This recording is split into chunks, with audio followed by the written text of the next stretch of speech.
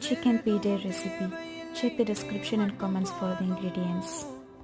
கண்ணில் வைத்து காத்திருப்பேன் என்னவனாலும் உன்னெதிரில் நான் இருக்கும் ஒவ்வொரு நாளும் உச்சி முதல் பாதம் வரை வீசுது வாசம் தினமும் 1000 முறை பார்த்து முடித்தாலும் இன்னும் பார்த்திட சொல்லி பழுமனம் ஏன்